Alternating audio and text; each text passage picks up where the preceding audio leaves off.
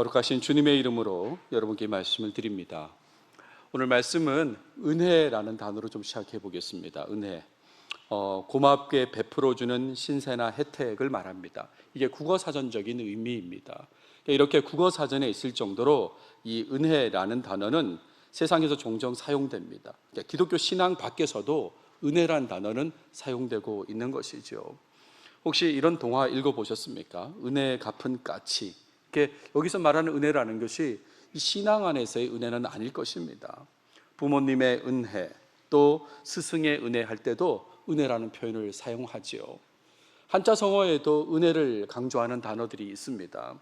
은혜를 갚는다는 뜻에서 결초보은이라는 사자성어가 있고, 또 은혜를 배신하는 배은망덕의 사자성어도 있습니다. 아무튼 세상에서도 이 은혜라는 단어를 쓰고 있다, 그 말씀을 드리는 건데, 하지만 은혜라는 단어는 기독교 신앙 안에서 압도적으로 많이 사용되고 있는 것이 현실입니다. 은혜하면 그래도 기독교 안에서 사용하는 것이죠. 다만 기독교 신앙 안에서의 은혜라는 단어는 일반적인 의미, 앞서 제가 사전적 의미를 보여드렸죠. 고마운 혜택, 무슨 신세와 같은 그런 의미는 아니라는 것을 아셔야 됩니다. 우리가 기독교 안에서, 신앙 안에서 사용하는 이 은혜라는 단어는 일반적인 의미하고는 다르다는 것을 아셔야 된다, 이런 말이에요. 일반적인 경우는 이익이 되는 부분에 있어서는 거의 다 사용이 가능합니다. 조금 이익이 있으면 다 은혜라고 한다, 이런 말입니다. 예를 들어서 식사 대접을 받아도 은혜라고 표현할 수도 있고요, 어떤 교통편을 제공받았을 때 그랬을 때도 은혜를 입었다고 그렇게 말하기도 하는 것이죠. 그러니까 어떤 유익이 되면 다 은혜라고 사용하는 것입니다. 그런데 기독교 신앙 안에서의 은혜는 두 가지를 꼭 기억하며 사용되어야 합니다. 여러분 정말 이걸 꼭 기억하십시오. 우리가 자주 사용하는 단어이지만 이걸 모르고 사용하시는 분들이 계셔서 꼭 이 두 가지를 기억하시면 좋겠습니다. 우리가 신앙 안에서 말하는 은혜는 하나님께서 주시는 선물이라는 것을 아셔야 돼요. 하나님께서 주시는 선물입니다. 이 말을 바꿔 얘기하면 인간의 노력으로 절대 얻을 수 없는 것이라는 걸 아셔야 됩니다. 그냥 이 사람도 줄 수 있고 저 사람도 줄 수 있는데 하나님이 주시는 것이 아니라 인간의 노력으로 절대 얻을 수 없는 하나님만이 주실 수 있는 선물, 그것을 우리는 신앙 안에서 은혜라고 그렇게 표현한다, 이런 말입니다. 또 하나 기억해야 될 것은 하나님의 일방적인 사랑의 표현을 은혜라고 그렇게 말합니다. 이것도 바꿔 얘기하면 인간 편에서 은혜를 받는 것에 대해 어떠한 자격도 말할 수 없는 것을 기억하셔야 되는 거죠. 어떤 자격도 없습니다. 그럼에도 불구하고 하나님의 일방적인 사랑으로 주시는 게 은혜다, 이런 말이죠. 그러니까 둘을 연결해 보면 우리 인간 편에서 아무런 자격도 없는데 하나님께서 그냥 일방적으로 먼저 사랑하셔가지고 하나님만이 주실 수 있는 선물을 주시는 거, 그게 바로 은혜다, 이런 말이죠. 이런 의미이기에 은혜라는 단어는 신앙 안에서 쉽게 언급될 단어가 아닌 것입니다. 이런 단어는, 이 표현은 쉽게 언급될 게 아니다, 이런 말입니다. 하지만 안타깝게도 현실에서는 은혜가 너무 많이 사용되고 있습니다. 그것도 일반적인 의미의 범주에서 그냥 함부로 사용되고 있다라고 느껴지는 거죠. 앞서 보여드린 대로 그냥 국어사전적인 의미의 은혜를 그냥 사용하고 있다, 이런 말입니다. 조금만 유익이 있으면 그냥 은혜라고 그렇게 얘기하는 거죠. 그래서 쉽게 얘기합니다. 은혜 받았습니다 라고 얘기합니다. 정말 그럴까요? 정말 그렇습니까? 자격 없는 자에게 주시는 하나님의 일방적인, 하나님만이 주실 수 있는 그 사랑, 은혜, 선물, 그거 받았다고 얘기하는 것입니까? 어떻습니까? 수련회를 가면 학생들한테 은혜 받고 오라고 그런 뜻으로 얘기하는 것입니까? 많은 경우 교회 안에서 감동받았다는 말을 은혜 받았다고 표현하는 경우가 많습니다. 그냥 감동이 됐습니다. 근데 그 감동을 은혜 받았다고 자꾸 얘기하는 거예요. 근데 여러분, 그런 비슷한 감동은 다른 분야를 통해서도 얻을 수 있습니다.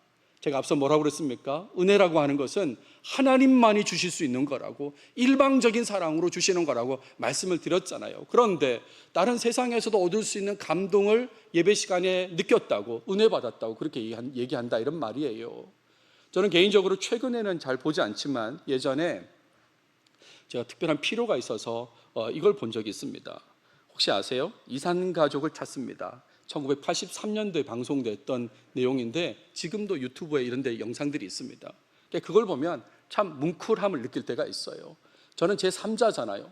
지금 서울방송국, 부산방송국, 무슨 춘천방송국, 대전방송국을 연결했는데 제3자가 보기에는 두 사람이 형제가 분명해요. 너무나 닮았거든요. 보는 순간 형제구나라는 걸 알았는데 이제 조금씩 확인하죠. 아버지의 이름은, 어머니의 이름은, 그때 살던 집에 대해서, 아버지를 어떻게 끌려갔는지 이런 얘기를 하다가 결국에는 형, 동생, 언니, 누나 뭐 이렇게 이제 오빠 이렇게 하면서 울게 되잖아요. 그런 감동을 지켜보는 저도 느끼게 되는데, 그런데 여러분 그 감동을 은혜라고 말할 수 있습니까? 은혜입니까? 근데 우리는 교회 안에서 조금만 감동돼도 그것이 은혜라고 자꾸 얘기하는 거예요. 그건 감동인 거죠. 감동을 받은 겁니다. 다시 말씀드리지만 받을 자격이 전혀 없음에도 불구하고 하나님의 일방적인 사랑 속에서 하나님만이 주실 수 있는 그 선물을 받았을 때 그때 은혜를 받았다고 해야 되는 것입니다.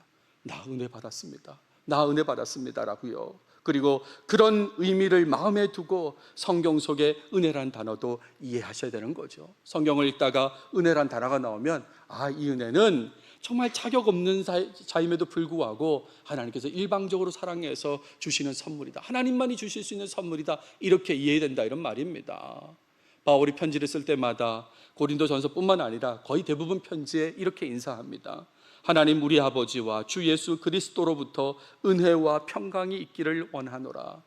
그냥 해본 소리가 아닙니다. 여기서 말하는 은혜는 이런 의미인 거죠. 자격 없는 자에게 주시는 일방적인 사랑, 하나님만이 주실 수 있는 선물, 그 은혜가 있기를 원한다고 바울이 편지를 썼다 이런 말입니다. 오늘 본문에는 하나님께서 먼저 일방적으로 함께 하시고 사랑을 베푸신 그런 내용이 나옵니다. 하나님께서 먼저 일방적으로 함께 하셨습니다. 사랑을 베푸셨습니다. 그러니까 한마디로 은혜를 베푸신 내용이다 이런 말이죠. 그 내용이 등장하는데 요셉 입장에서 생각하면 그런 은혜를 받을 자격을 말하기가 어렵습니다. 요셉은 그런 은혜를 받을 자격이 아니에요. 그러니까 정말 은혜라고 말할 수 있는 거죠. 하나님의 은혜를 받은 요셉의 삶을 주목하면서 오늘 말씀을 계속 이어가고자 합니다. 앞부분을 읽어주셨는데 10절까지 내용을 다뤄보도록 하겠습니다. 본문을 보시면 오늘 본문은 다시 요셉이 주인공이 된 요셉 이야기로 돌아와서 진행되는 내용이에요. 형들에 의해서 미디안 상인들에게 팔린 요셉은 이집트까지 이동되어서 보디발이라는 사람의 종이 되었습니다. 38장 유다 이야기 전에 37장 마지막 구절을 보세요. 그 미디안 사람들은 그를 애굽에서 바로의 신하 친위대장 보디발에게 팔았더라 라고 했지 않습니까? 그리고 이 내용을 다시 언급하면서 39장 1절에서 요셉 이야기가 이제 앞의 내용하고 연결돼서 진행되는 것입니다. 자, 1절을 보세요. 종이 된 요셉에 대한 얘기입니다. 요셉은 이집트까지 가게 되었습니다. 먼 거리를 이끌려서 이동했겠죠. 편안하게 무슨 자동차 타고 간 게 아닙니다. 걸어서 끌려가지고 그래서 이집트까지 가게 되었습니다. 지도를 보시면 오른쪽 위가 도단이라는 곳입니다. 아시죠? 헤브론에서 출발해서 세겜을 지나서 형들 만나려고 도단까지 갔는데 거기서 팔렸습니다. 미디안 상인들에게 팔려서 해안길을 통해 가지고 이집트까지 오게 되는데 왼쪽 아래가 이집트 나일강 하류지 않습니까? 대부분의 이집트 왕조들은 이 나일강 하류에 수도가 있었는데 아마 이때쯤 그때의 이집트 왕조의 수도는 헬리오폴리스라고 그렇게 생각합니다. 그러니까 여기까지 이끌려서 왔다라는 거죠. 대략의 거리가 380에서 480km 정도 됩니다. 이 먼 거리를 끌려가지고 요셉이 오게 되었습니다. 근데 거기서 이집트 파라오의 친위 대장 이집트 사람인 보디발이 요셉을 종으로 삼았습니다. 37장 마지막 절 그리고 39장 이 첫 절의 이 내용 똑같은 내용이잖아요. 이 반복된 내용 속에서 여러분 먼저 하나님의 섭리를 볼 수 있기를 바랍니다. 우리가 오늘 주목하는 건 이 부분은 아니지만 하나님의 섭리를 좀 느끼시면서 보면 좋겠어요. 무슨 말이냐면 지금은 종으로 팔려서 어떻게 하지만 이 요셉이 총리가 되고요. 또 이 요셉을 알지 못하는 파라오가 등장해서 이스라엘 백성들이 또 종이 전체적으로 종이 되고 종살이를 하죠. 또 긴 시간이 흐른 다음에 출애굽까지 하지 않습니까? 그러니까 이 상황이 지금 요셉이 종이 되었다, 보디발이 종이 되었다라고 하는 것에 이 엄청난 하나님의 섭리가 숨어 있다는 것을 아셔야 되는 것입니다. 자, 계속 이어집니다. 2절부터 6절에 보시면 하나님의 함께하심이 나타나요. 이집트에서 종으로서의 요셉의 삶은 하나님의 함께하심으로 시작되는 것입니다. 일방적인 하나님의 은혜가 임했다, 이런 말이에요. 일방적입니다. 그래서 요셉은 성공적으로 일을 수행하게 되고 그의 앞길이 열리는 것을 경험해요.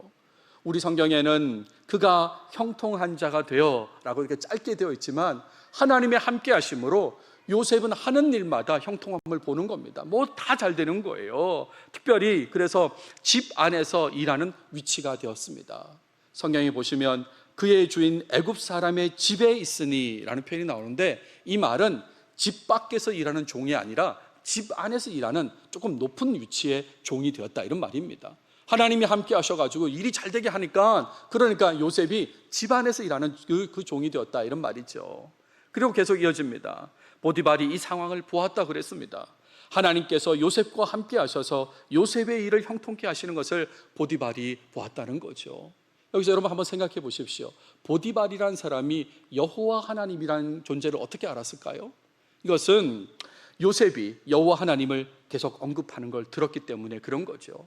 요셉도 놀란 겁니다. 하나님이 함께해서 일이 잘 되게 하시니까 하나님이 하게 하셨어, 하나님이 도와주셨어, 여호와 하나님이 도와주셨어, 이런 말을 하는 걸 보디발이 들었습니다. 그러니까 정말 제가 말하는 여호와 하나님이 도와준 게 맞구나를 보디발이 알 정도로 그런 상황이 펼쳐졌다는 거죠. 보디발은 요셉을 가정총무로 삼았습니다. 소위 신복으로 삼았다, 이런 말이에요. 성경 본문에 보시면 자기의 소유를 다 그의 손에 위탁하니 그랬습니다. 그러니까 종의 위치가 점점 더 상승하게 된 거죠. 집 안에서 일하는 종이 되었다가 이제는 그 중에서도 전체 주인의 소유를 관리하는 그런 가정총무 역할을 하는 종이 되었다, 이런 말입니다. 그런 다음에 요셉이 가정총무가 된 이후에는 또 어떤가 했더니 하나님께서 보디발의 집에 복을 주셨다 그랬어요. 성경 내용을 보십시오.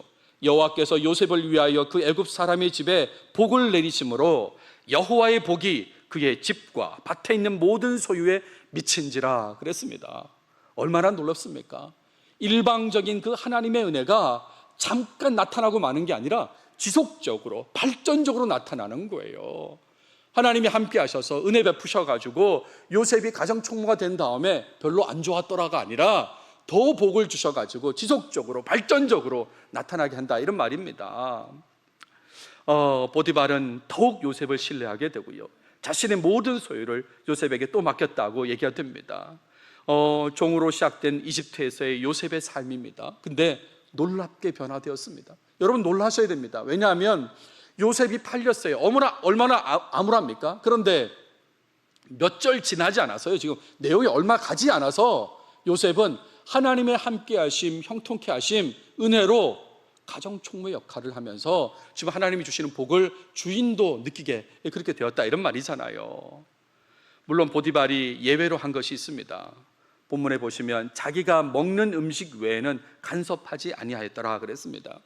여기서 먹는 음식이라고 하는 것은 음식 그 자체일 수도 있지만 관용어일 수 있습니다. 그러니까 사적인 일을 의미할 때 그냥 음식, 먹는 음식이라고 표현할 수도 있죠. 그러니까 아주 사적인 영역을 제외하고는 모든 걸 다 요셉에게 맡겼다, 이런 말입니다. 그런 다음에 재밌는 표현이 나오는데 요셉의 외모에 대해서 언급해요. 이렇게 언급되어 있습니다. 요셉은 용모가 빼어나고 아름다웠더라. 여러분 요셉이 정말 잘생겼다고 생각하셔야 됩니다. 왜 그런가 하면 이렇게 반복해서 거듭해서 언급되는 경우는 거의 없습니다. 그냥 아름다웠다, 좋았다 정도가 나오지 용모가 빼어나고 아름다웠다 하지 않습니까? 두 번이나 언급하잖아요. 그러니까 대단히 잘생긴 그런 외모였던 것이죠. 뭘 말하려고 이 얘기를 할까? 첫 번째는 라헬의 아들이라는 걸 보여주는 거죠. 여러분 라헬을 소개할 때도 두 번 반복해서 이쁘다고 그랬습니다. 라헬은 곱고 아리따우니라고 그렇게 표현되어 있거든요. 그러니까 이 곱고 아리따웠던 라헬의 아들이 바로 요셉이 맞다는 것을 보여주는 내용이고, 또 하나는 다음 이야기로 이어지는 연결고리인 거죠. 요셉이 너무 잘생겼기 때문에 그래서 다음 이야기가 벌어졌습니다 라고 하는 그 얘기를 하기 위해서 이 내용을 보여주는 거예요. 7절부터 10절에 보시면 보디발의 아내의 유혹에 대한 내용이 나옵니다. 요셉을 향해서 눈짓을 하고 동침하기를 요청했습니다. 이 눈짓이라는 게 어떤 눈짓인지 정확하게 모르겠으나 아무튼 상대를 유혹하는 그런 눈짓이겠죠. 그리고 동침하기를 요청했습니다. 하지만 요셉은 거절하면서 그녀에게 말합니다. 아주 길게 얘기합니다. 보세요. 내 주인이 집안의 모든 소유를 간섭하지 아니하고 다 내 손에 위탁하였으니 이 집에는 나보다 큰 이가 없으며 주인이 아무것도 내게 금하지 아니하였어도 금한 것은 당신뿐이니 당신은 그의 아내임이라. 그런즉 내가 어찌 이 큰 악을 행하여 하나님께 죄를 지으리까? 라고 그렇게 말하면서 거절합니다. 그러니까 거절의 이유는 두 가지이죠. 첫 번째는 주인 보디발을 배신하는 일이기 때문에 안 된다는 것입니다. 나를 이렇게 신뢰하고 맡겨주셨는데, 아주 사적인 영역을 제외하고는 다 맡겨주셨는데 내가 그걸 배신할 수 없습니다 라는 얘기고, 두 번째는 하나님께 죄를 짓는 일이기 때문에 거절한다는 것입니다. 하나님 앞에서 죄를 지을 수 없습니다.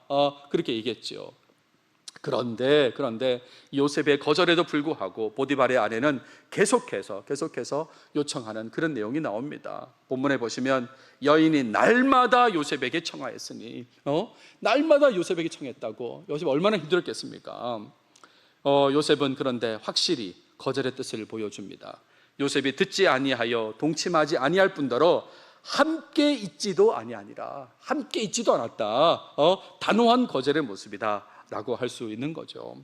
여기까지가 오늘 다룰 본문의 내용입니다. 오늘 본문은 요셉의 모습이 이전과 비교했을 때 확실히 달라졌다는 것을 보여주는 내용이죠. 요셉이 확실히 달라졌습니다. 여러분, 요셉의 이야기를 앞으로 계속 볼 텐데 오해하지 않아야 될 부분이 있습니다. 어떤 걸 오해하지 않아야 되냐면, 요셉은 원래 성실하고 충성된 사람이어서 종으로서도 그런 모습을 보였다라고 오해하시면 안 되는 것입니다.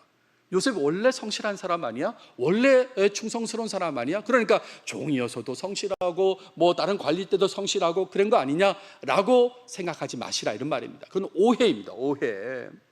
창세기 39장 오늘 본문의 내용이 등장할 때까지 요셉의 모습 또한 그의 형들처럼 부정적인 모습이었다는 것을 기억하실 필요가 있어요. 요셉은 매우 부정적인 사람이었습니다. 이전에 보여진 요셉의 모습을 한번 생각해 보십시오.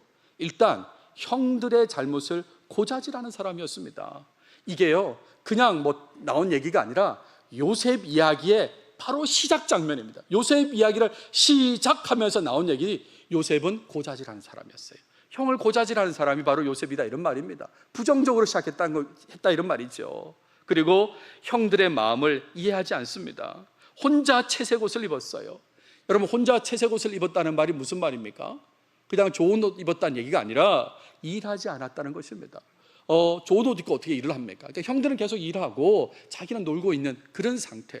그럼 형들의 마음을 이해해야 되는데 꿈에 대해서 말하지 않습니까? 곡식단 꿈에 대해서, 해달별 꿈에 대해서 얘기하잖아요. 그러니까 요셉은 어떤 사람이에요? 형들 못지않게 이기적인 모습의 사람이다, 이런 말입니다. 형들이 부정적인 사람이라면 요셉 또한 못지않게 부정적인 모습을 가진 사람이다, 이런 말이죠.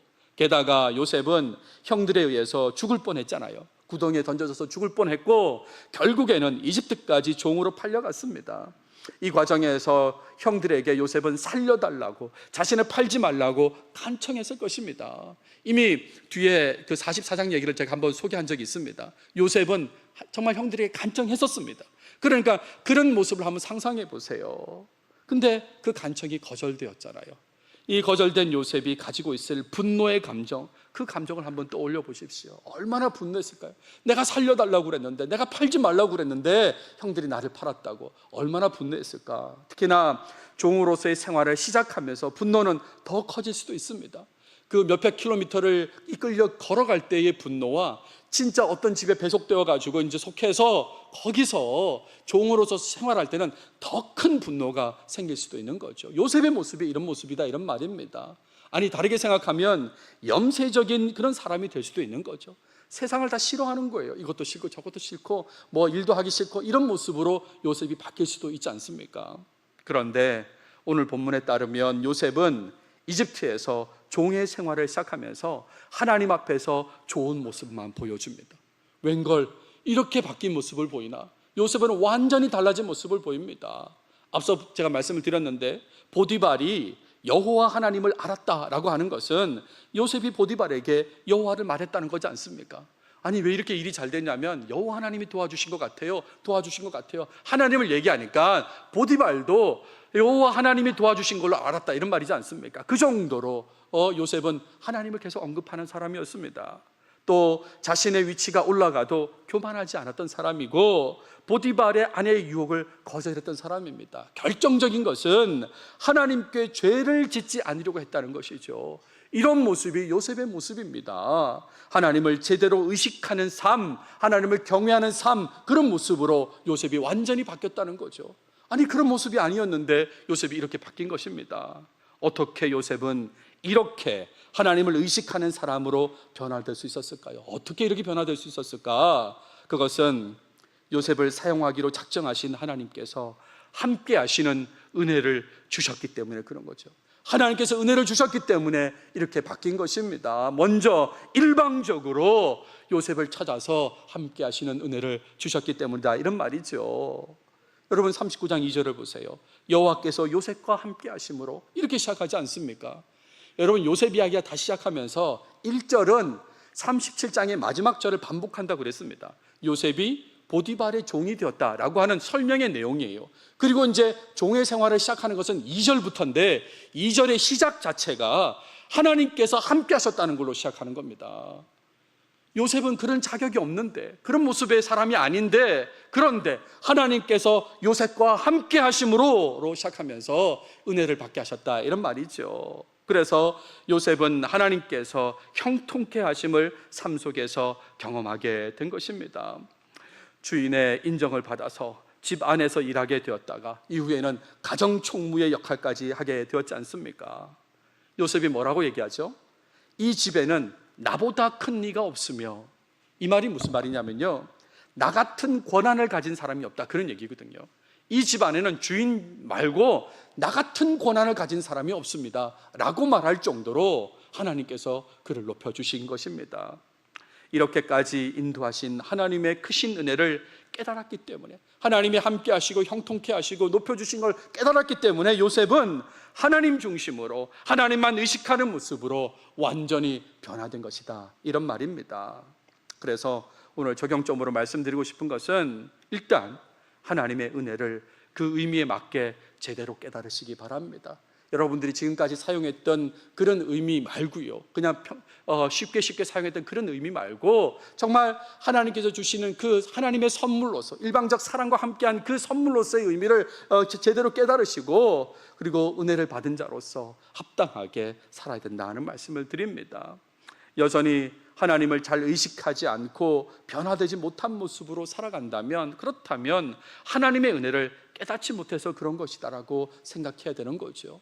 왜 나는 잘 안 변화되지 않을까? 왜 나는 옛날 모습 그대로 자꾸 살까? 라고 하면 그 하나님께서 자격 없는 자에게 주신 그 일방적인 선물로서의 은혜, 사랑으로서의 은혜를 깨닫지 못했기 때문에 변화되지 않는 거다 이런 말입니다. 그분의 은혜를 깨닫고 감격한다면 달라질 수밖에 없는 거죠.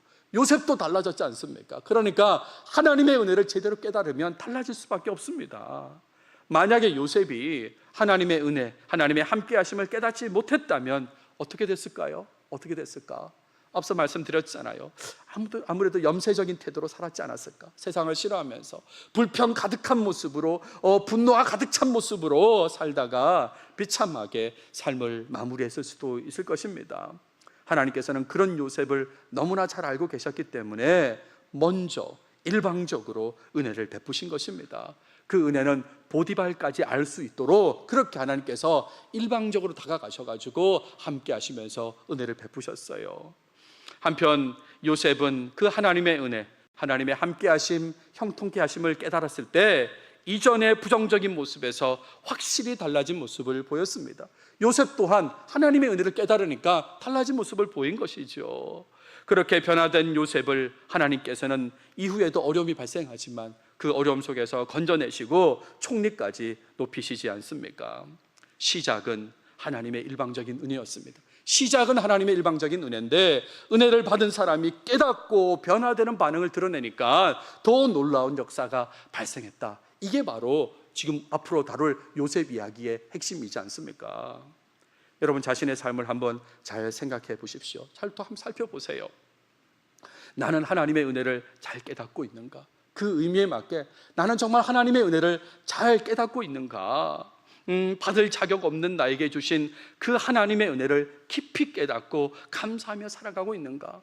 나 은혜 받았어, 나 은혜 받아, 그런 은혜 말고요, 정말 나는 자격이 없는데 하나님께서 일방적으로 사랑해 주셔가지고 주신, 하나님만이 주실 수 있는 선물, 그런 은혜를 깨닫고 계시냐 묻고 있는 것입니다. 하나님께서는 지금도 여전히 나와 함께하고 계시지 않습니까? 요셉과 함께 하신 것뿐만 아니라 지금 이 시간에 나와도 함께하고 계시거든요. 그러니까 그런 하나님의 은혜를 여러분 깨닫고 계십니까? 한번 돌이켜 보십시다. 하나님이 얼마나 우리에게 은혜를 주셨나. 구원의 은혜를 주셨어요. 구원 가능성이 전혀 없는 사람을 구원해 주셨지 않습니까? 성경에 따르면 본질적 진노의 자녀였습니다. 아무런 소망이 없는 자녀였다, 이런 말이에요. 이 땅에서의 삶이 끝나면 죄를 해결하지 못한 자로서 영원한 형벌을 받아야 될 그런 사람이 우리입니다. 나입니다. 그런데 그런 나를 일방적으로 사랑하시고 은혜를 주셨다, 이런 말입니다. 예수 믿게 하시고 구원받게 하셨다, 이런 말이지요. 얼마나 놀라운 은혜입니까? 일방적으로 먼저 찾아오셔가지고 예수 믿게 하셨다, 이런 말이지요. 그것도요, 긴 시간 수많은 사람들의 수고를 통해서 복음을 듣게 하신 거죠. 무슨 말인가 하면, 여러분 이 땅에 복음이 들어온 걸 생각해 보세요. 오래전 선교사들의 수고를 통해서 복음이 전해지고, 그 복음을 전달받은 사람이 또 복음을 전하고 복음을 전하고 그래서 나에게까지 오게 되지 않습니까? 그러니까 긴 시간 수많은 사람들의 수고를 통해서 복음을 듣게 하시는 은혜를 주신 거죠. 일방적으로 하나님께서 하나님만이 주실 수 있는 선물을 주셨다, 이런 말입니다. 그러니까요, 이런 은혜를 떠올리셔야 되는 거죠. 또 위험한 순간에 보호해 주시는 은혜도 여러분 받지 않으셨습니까? 정말 삶이 끝나도 할 말이 없을 정도로 위험한 순간이었는데 건져주신 거, 그런 거 경험하신 분이 있을 거예요. 저도 그런 걸 경험한 적이 있습니다. 그때 내 삶이 끝나도 할 말이 없는데 하나님께서 건져주셨구나. 하나님만이 주실 수 있는 선물, 하나님이 일방적으로 사랑해 주신 선물, 그런 거라고 고백하는 순간이 있다, 이런 말입니다. 우리가 최근에 이제 시편으로 돌아와서 말씀 묵상을 하게 되는데, 어제 본문이 시편 120편, 121편이었습니다. 121편에 이런 구절 있죠. 여호와께서 너를 실족하지 아니하게 하시며 너를 지키시는 이가 졸지 아니하시리로다. 이런 하나님의 은혜 때문에요. 6절에 보십시오. 낮의 해가 너를 상하게 하지 아니하며 밤의 달도 너를 해치지 아니하리로다. 이런 하나님의 일방적인 은혜 때문에 내가 지금 숨쉬고 살아가고 있다라고 생각하면 정말 그 하나님의 은혜를 쉽게 가볍게 생각할 수 있겠습니까? 또 삶의 피로를 간절히 구했을 때에 하나님께서는 하나님의 시간에 하나님의 방법으로 더 좋은 것을 주셨습니다. 여러분 이거 경험하신 분들 많으실 거예요. 정말 저 개인을 놓고 봐도 아무것도 가진 것이 없는 사람인데 이렇게 살아간다는 것 자체가 하나님의 일방적인 은혜다라고 말할 수밖에 없습니다. 어떻게 저 같은 사람이 내곡동에 살면서 지금 이 교회에서 설교하고 있습니까? 하나님의 일방적인 은혜인 것이죠. 누가복음 6장을 보세요. 주라, 그리하면 너에게 줄 것이니 곧 후이되어 누르고 흔들어 넘치도록 하여 너에게 안겨주리라. 하나님은 이렇게 주시는 분이에요. 네가 이거 줬으니까 나도 이 정도 준다가 아니라 누르고 흔들어 넘치도록 주시는 분이다, 이런 말입니다. 제가 목회자로 살아가면서 간절한 소망을 가질 때가 있었습니다. 설교를 하고 싶어가지고요. 제가 부목사 시절입니다. 베트누즈 한인교회에서 부목사 시절에 너무너무 설교를 하고 싶을 때가 있었습니다. 토요일마다 청년부 모임이 있는데 성경 공부를 했어요. 매주 성경 공부를 하는데, 그런데 설교할 기회가 없어요. 특히나 한인교회는 예배가 많지 않고 또 담임 목사님이 계시니까 뭐 그분을 빼고 제가 할 수 없잖아요. 가끔 출타하시면 제가 대리해서 설교할 때가 있지만 그런 기회는 거의 오지 않았습니다. 그러던 중에 수요 예배 설교의 기회가 왔습니다.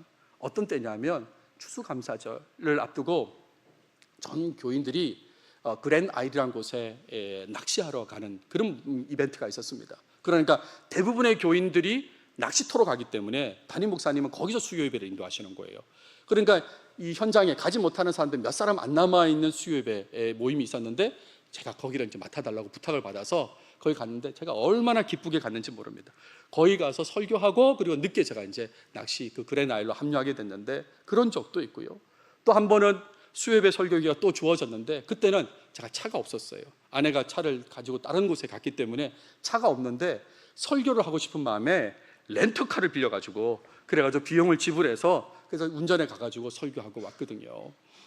그렇게 하나님 나와서 설교 좀 하고 싶은데요, 이렇게 했던 적이 있습니다. 그랬는데 하나님께서 설교의 기회를 넘치도록 주시더라 이 말입니다. 흔들어 넘치도록 그렇게 하시는 거예요. 담임 목회를 시작하고 특별히 목양교회에서 새벽 예배만 한번 생각해 봤어요. 제가 설교를 준비하면서 새벽 예배 때 다뤘던 책이 사무엘 상하, 열왕기 상하, 잠언, 이사야, 예레미야, 시편, 그리고 에스겔, 그리고 현재 역대상이 이제 거의 끝나가고 있습니다. 이거를 계속해서 새벽 예배 때 제가 다루고 있는데 순서대로 몇 번 설교했나? 저는 설교 때 항상 넘버링을 하거든요. 몇 번째 설교다 이렇게 하는데 이만큼 설교를 한 거예요. 다 합쳐봤더니 1236회를 한 것입니다. 한 번만 설교하게 해달라고 했는데 하나님께서 새벽 예배만, 그것도 특별 새벽 예배 이런 거 빼고요, 1236번을 설교하게 하시는 거예요. 여러분 아시죠? 제가 새벽 예배만 설교하는 게 아니라는 걸. 지금 주일도 하고 있고 뭐 수요일이나 금요일도 하지 않습니까? 그러니까요, 정말 넘치도록 하시는 분이에요. 하나님만이 하실 수 있는 그 방법으로 넘치도록 주시는 분이다 이런 말이죠. 게다가 하나님은 여러분 잘 아시는 대로 늘 나와 함께 하시고 계십니다. 늘 함께하고 계십니다. 그 창조주께서 온 세상을 주관하시는 분이 나와 함께하고 계신다 이 말입니다. 하나님께서 함께하시지 않는 순간은 없습니다. 우리 주님께서 약속하셨잖아요. 볼지어다 내가 세상 끝날까지 너희와 항상 함께 있으리라 그랬습니다. 그리고 내 손을 붙드시면서 평안과 힘을 주시기도 합니다. 함께 하시는 정도가 아니라 손을 붙드시고 평안하게 하시고 힘 주신다 이런 말이죠. 이사야서 보세요. 두려워하지 말라 내가 너와 함께 함이라. 놀라지 말라 나는 내 하나님이 됨이라. 내가 너를 굳세게 하리라. 참으로 너를 도와주리라. 참으로 나의 의로운 오른손으로 너를 붙들리라. 그 창조주께서 온 세상을 주관하시는 분께서 지금 내 손을 붙들고 계신다니까요.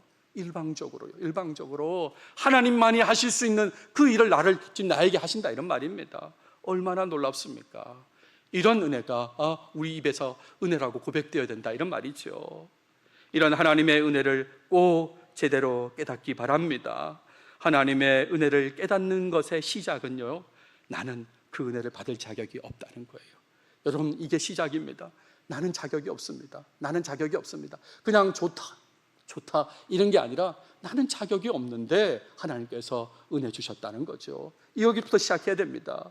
그럼에도 불구하고 넘치도록 은혜를 부어주시기에 감격하고 하나님만 의식하며 하나님을 위해서 요셉처럼 변화된 삶을 살아야 된다 이런 말입니다.